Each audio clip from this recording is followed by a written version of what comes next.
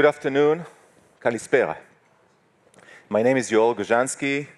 I'm the head of the Gulf program at INSS, the Institute for National Security Studies at Tel Aviv University. I'll be your moderator now. Thank you for coming. I want to start by introducing our wonderful panelists. First, General Tamir Hayman, Executive Director for the Institute of National Security Studies, INSS, Israel.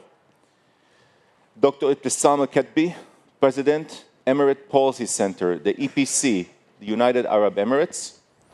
Mohammed Baharoon, Director General of Dubai Public Policy Research Center, Baharoon, the United Arab Emirates. Thank you all for coming. Thank you. On behalf of our three institutions, I want to first thank the wonderful Simeon and the entire Delphi Forum team for the warm welcome and for their assistance. Efcharisto. In recent years, the importance of the Eastern Mediterranean as a distinct sub-region is growing.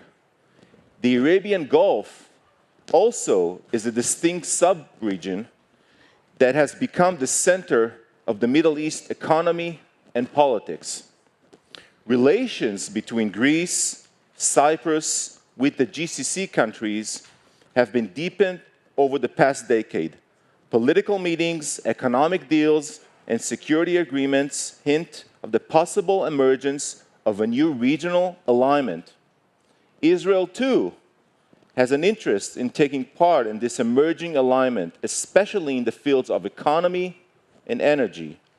In the coming 45 or maybe 40 minutes, we will examine how politics, security, energy consideration are shaping geopolitics between these two regions by examining our country perspectives. We will ask what connects those two regions, but also what might separate them. 2024 witnessed regional and global changes that reshape our strategic environment. On the global arena, the main change was the election of President Donald Trump.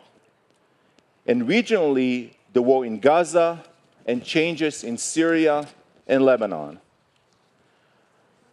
I want to start with you, Tamir, addressing trade routes and corridors that connect these two sub-regions. Tamir, are the changes in Syria and Lebanon affect land corridors like IMEC? In light of the new circumstances in Syria, but also the war in Israel, can this corridor bypass Israel? Well, technically, yes. But let's look at it in a broader picture. IMEC is connecting India with the Mediterranean, with Europe through the Middle East. So it's a matter of two elements that you must address: security and strategy.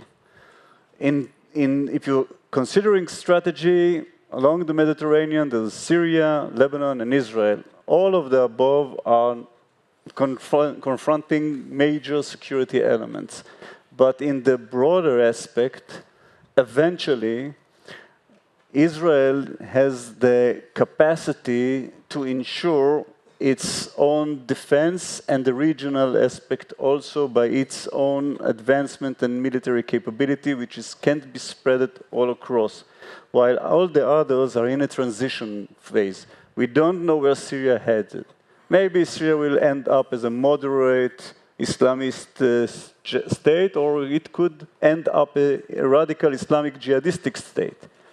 Lebanon is gone on a very positive note, but still the internal turmoil between all the sections creates an ongoing, non-stable situation. So eventually, from security element, I think to stick with the original plan that moves through Israel is better. But more important than security, which can be debated, strategy is more important. Where can you see the added value to the region and future stability and economy? And I think if you are connecting Israel to the IMAC, you can achieve added value that does not exist other places. Connecting advanced technology hub and a startup nation with a booming cultural of innovation to the resources and to the human and to all of the capital and all of what happens in the rest of the Middle East can create something totally different that reconnects Arab world, Gulf world, Indo-Pacific world into Israel. And I think that's match made in heaven. And I think if you're considering advanced artificial intelligence and advanced science capability, that connection is not just infrastructure, it's a connection of knowledge and the future of the region. Thank you. Ebtesam, Doctora, given the strategic importance of the Mediterranean Gulf trade routes, regional stability is paramount. What are the primary security challenges that threaten this vital corridor and the stability of the Middle East as a whole? Good afternoon, everybody. Look, first let us say that Mediterranean Gulf connectivity is more than a logistic ambition. It is a vision for more integrated, prosperous, and stable region. But you know, this region may be Middle East, if I precisely I would say the Arab world, is plagued by instability because of war, conflict, unpredictable region. So when Gaza war came, then Syria came, then Lebanon came, and we don't know now about Iran file also. What will add? If you put over all of that, Trump also, this is uncertainty and unpredictability will add to this region. So for this kind of project or initiative or vision, you need stability in the region. So the sources of stability, I don't see it now. There are many insurgency. There are some rogue regimes. Okay, and there is also, we have this global order which is still not stable. It is not bipolar. Still, you cannot say it's unipolar or multipolar. So if this need to be going on, you need also to lift it to more, to add to it a legal framework, to add to it a private sector, to add to it people to people, okay? This is still, it's not there now. To find a cushion to save that, it comes, whatever crisis, whatever war will come to connect the Mediterranean and from India, Indo-Pacific, Tamir mentioned, but this needs stability and needs a coherent vision from both players that it's a win-win situation. It's not zero-sum. We are not in that till now. 2 points that I want to make for further question later on. One is that Turkey is one of the actors that is behind alternative routes to the IMAC. We need to remember. Second thing we need to remember is there's a question mark about Trump's commitment to the IMAC. I mean, Biden suggested this, Biden administration was behind it. It's still a question mark if Trump wants it the same way. Mohammed, when we speak about land and sea corridors in the Middle East, can you tell us more about the role of the Mediterranean in the UAE global connectivity agenda? And how this is manifestation in various projects like the IMAC, but also in institutions like the East Med Gas Forum, as well as investments. Thank you very much. And again, good afternoon to all of you, and many thanks to the Delphi Forum for the invitation. I'd like to take a step back because you mentioned the global connectivity agenda, and I think that's a very key issue. Global connectivity agenda is actually something a bit more of a change of constructs of how we see the world away from geopolitics to geoeconomics. I think that is the main factor that has shifted the way we see things. It's just like classical physics and the move to quantum physics. It changes the way you do things. And IMEC is definitely a connection between India and Europe, but it's also a transcontinental connectivity between Asia and Europe, between new markets, old markets, if you want, producers and consumers.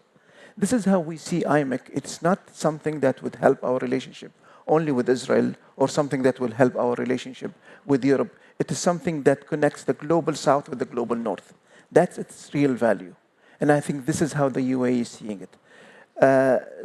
The idea of, you've mentioned Turkey, and I think you referred to the development road, and you called it an alternative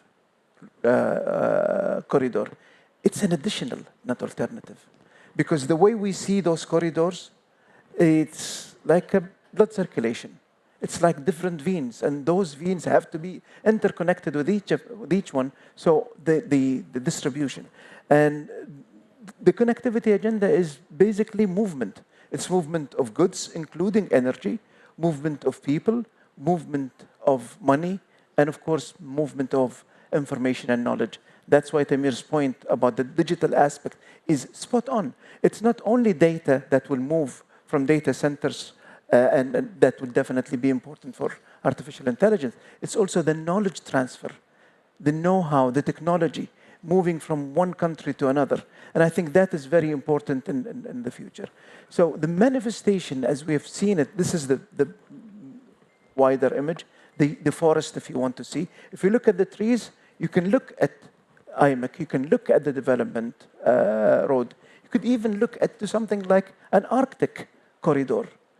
These are new corridors that are opening up new veins and taking trade to places it hasn't been to before. But if you look at the institutions, definitely the East Med Gas Forum is one about energy, and energy is an important element of that connectivity because without energy, the world is not going anywhere. And we could look at it into other institutions. But I think the main idea is that this is not about a relationship between UAE, India, and Israel. A lot of people have looked at it as a trilateral movement. It's really a connection between the global north and a global south at a time when polarization is at its height. Thank you. If I may comment on the Trump effect and Turkey factor. First of all, about Turkey. There are three nations that are non-Arab nations in the Middle East who consider themselves as a genuine, ancient, rooted empires of the Middle East. That is Turkey, Iran, and Israel. Three of them, if left alone, will be probably on an endless struggle. That if history says to us something, that's the element. So there need to be some form of a moderating effect because it's not going to be resolved by itself. They're in constant competition, and Turkey is changing in front of our eyes. The element that may act as a moderator is the Arab world, and basically the more moderate Arab Gulf states. This is why if the IMEC is strategically connecting the Gulf states, Saudi Arabia, UAE, with Israel, that creates an element that calms the competition and doesn't really force the element into what may become very radical and military struggle. Secondly, Trump effect. If we understand something about Trump, which is, I don't know if we can understand something, but we can assume that he's withdrawing back to America, leaving the world behind. For that reason, regional cooperation must take the lead. And we should take care of ourselves by combining added values into that infrastructure initiative. So when it comes to the bottom line, it's not, we should not, as a region, as a Middle Eastern region, that can combine the nation who wants to struggle for a better future, not to return back to the glorious lost days of their past, need to take care of themselves. And as said, reconnect. The Middle East can be the bridge between the global South and Europe. I want to stay with you, Tamir, and ask you, can you please explain us all, what is Israel's new strategy vis-a-vis the new Syria? We don't know where it leads, where it heads. We don't really know, and nobody can predict that there's alarming evidence regarding al-Julani's past. He was on the most wanted list of the United States, and he's surrounded by what we generally called foreign fighters who worked for jihad. And that is an alarming effect. But we don't know. There are moderating factors. He needs the West. He needs money. Nobody will help him. And he seems to be flexible in that issue. But because we don't know, there is a limited period of time, intermediate part of time, where there is an ongoing internal struggle inside Syria. We, Israelis, are expecting the worst, trying to influence for the best by, first of all, taking control of tactical areas and stripping off strategic threats from Syria, and later on, by preserving our essential essence, we should adjust for the evolving situation, hopefully with the assistance of global powers, Europe and United States, in order to divert it from Islamic Brotherhood occupation or influence, or God forbid, Islamist radical state like ISIS. And that's the strategy. We are in an ongoing journey, not rushing things and trying to evolve it. Hopefully we will get some assistance from global powers, which right now neglects Syria, sorry. Thank you, Tamir. Dr. Al-Ketbi, I want to ask you a similar question. What is the role of the Gulf state, the GCC, in the new Syria, I dare to say, the new Lebanon? I cannot say there is one position towards, or stand for it. Each of them have different. Maybe I can speak about UAE, because we know that Qatar was aligning with Turkey in terms of, but there is main line that there is worries. Now, after the new government, it was not inclusive for all the Syrian component, for the Alawite and what happened in Ladaqiya. For UAE, it still has a concern, saying, we will judge by merit. What is this guy is doing? He will be. That's what I'm saying. What happened in this formation of that government, it's not inclusive. And still the Islamist is the hegemon.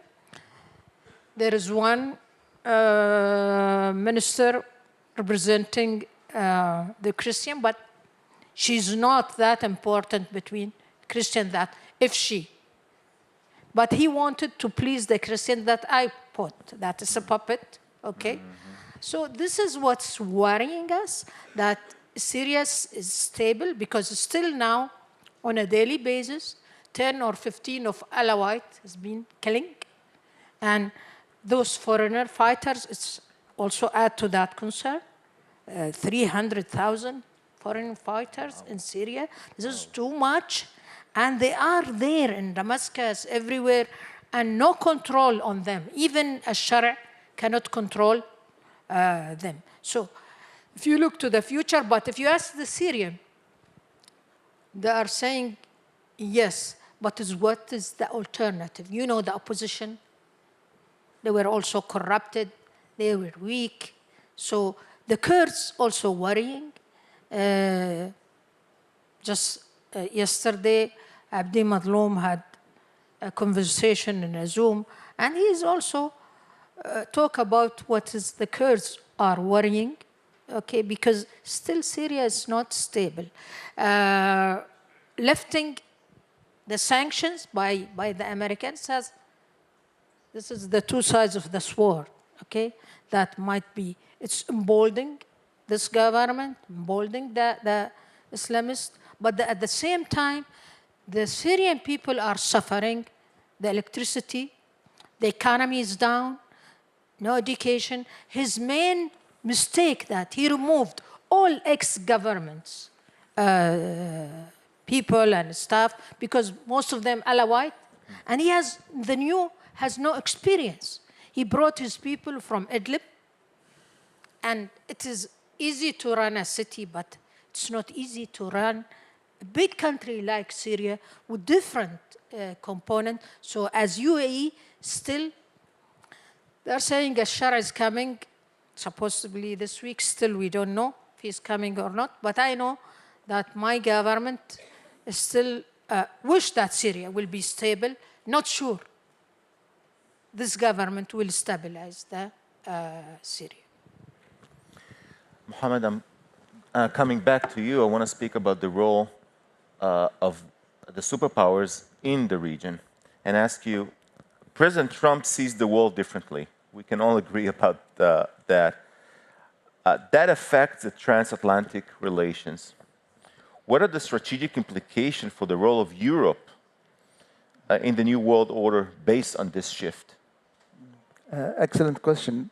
But if you'd allow me to add to Syria, I think just to strip down the geopolitical aspect of it, and whether we're looking at Shara or not, Syria is a mega connector as a country because of its borders with Israel, with Jordan, with Lebanon, with Iraq, with Turkey. So any instability or instability will spill over. And I think we will need to invest in the stability of Syria. In my view, that would happen through the investment in statehood.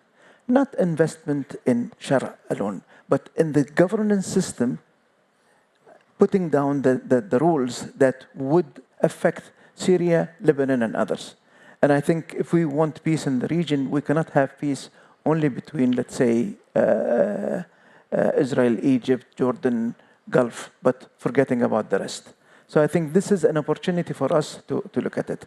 Looking at the implications, and that's your questions of, I think it's an important thing to see that what President Trump is doing right now is he's changing the constructs of international relations, again, from geopolitics to geoeconomics. And it's quite obvious that today we're not looking at a nuclear war. We're looking at a trade war. That's the shift that is happening. The problem is, at least in my view, is that he's doing that shift, but he's using the toolbox of the geopolitics. And if you look at Greenland, for instance, that's the toolbox.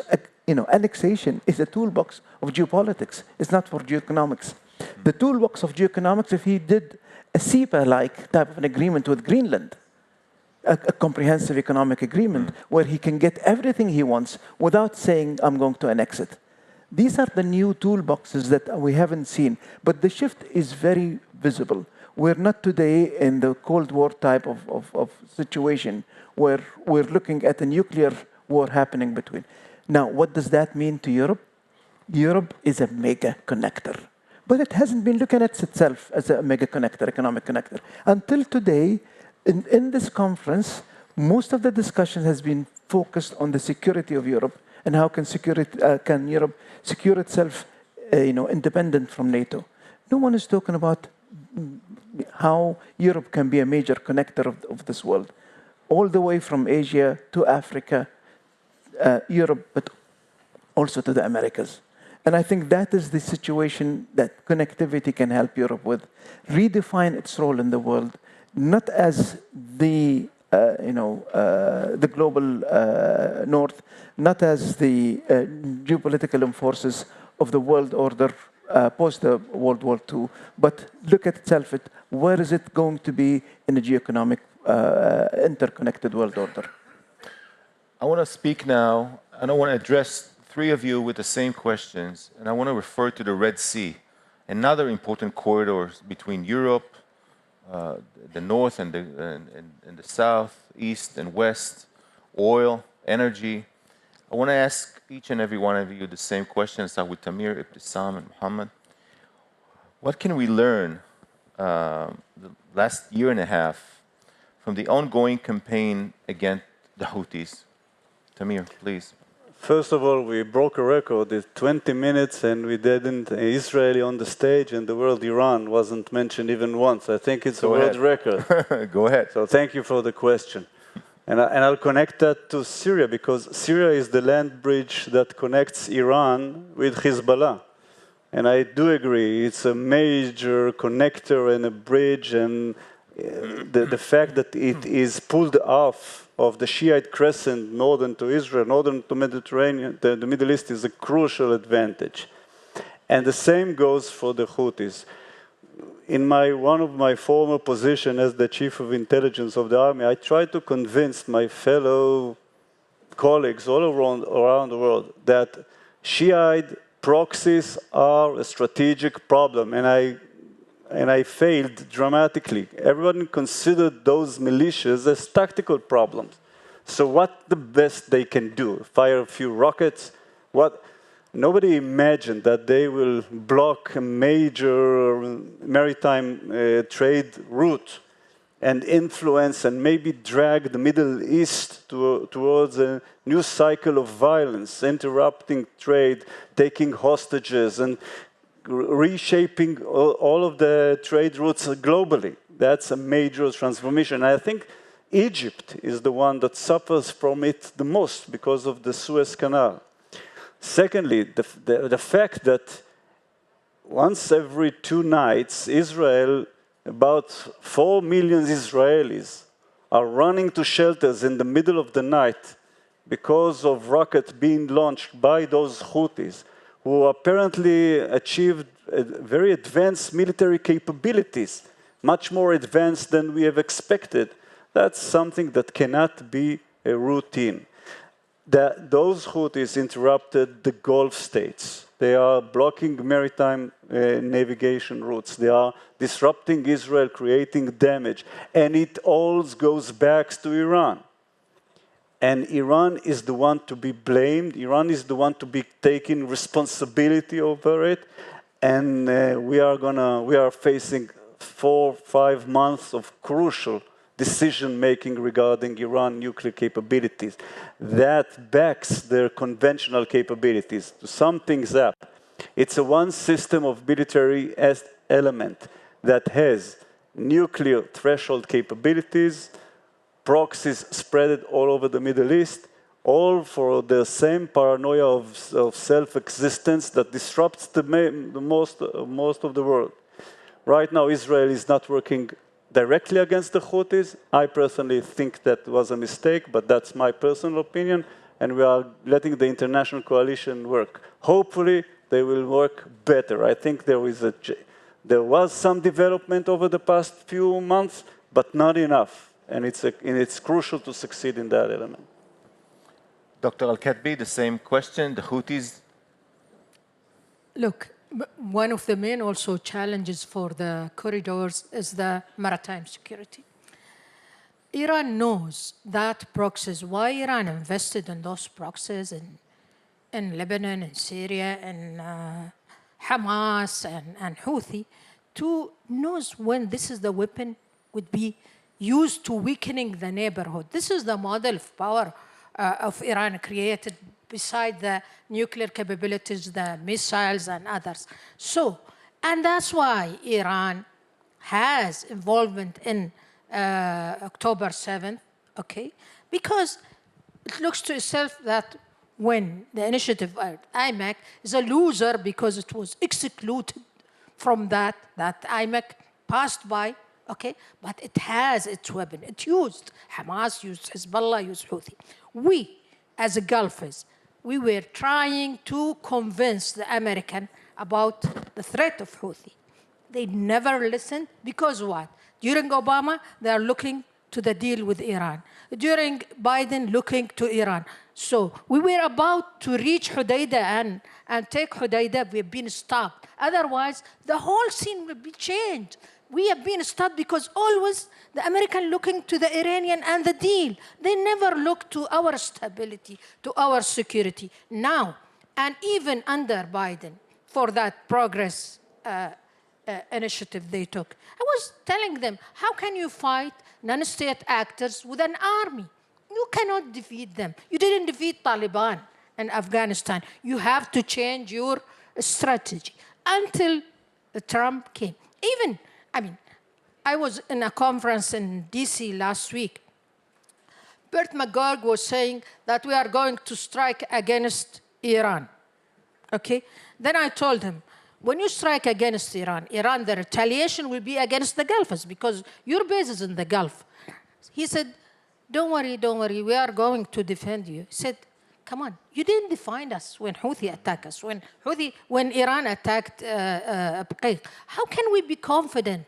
That's why, taking the right decision in a wrong time, it is a wrong decision. Now, it's too late. How can you defeat Houthi? By killing half of the Yemeni? I don't know how we will do it. You are right, but you, Tamir, you are not only unsafe. We are not unsafe. We are not unsafe under all these proxies. I don't know what to do with Iran. How, even if we reach that, a nuclear deal, if the American reached that, whatever, there are still Hezbollah. Israel did not kill Hezbollah all, killed Nasrallah. Hezbollah is still there. There are some insurgencies, Hashd in Iraq, Houthi. How you kill ideologies, Hamas. Hamas is still there. There are many Hamas coming because of that war.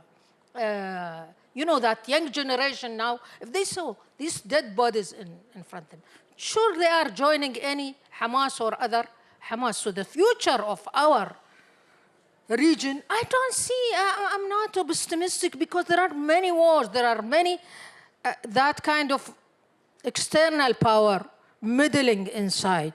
Still, if that regime in Iran still there, I don't know, this is a hostile regime. It doesn't want to shake hands with other until it shake hand with you, but if it is always emboldened, they look us down, the Arabs, and they don't want that kind. Always looking to the America and wants that relation.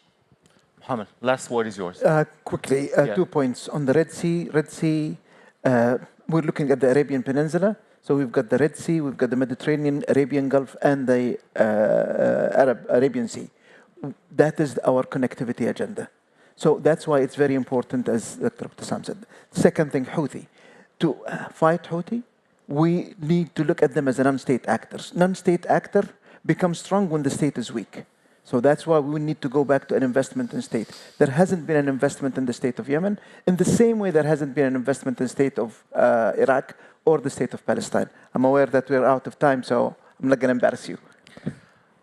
Thank you all. I want to just remind you a very interesting fact. Israelis and Arabs on the same stage, talking about security and actually agreeing about many, many things. This is phenomenal. This is normalization. I want to thank again Simeon and the entire team of Delphi. Thank you all for coming, and please stay tuned for the next round.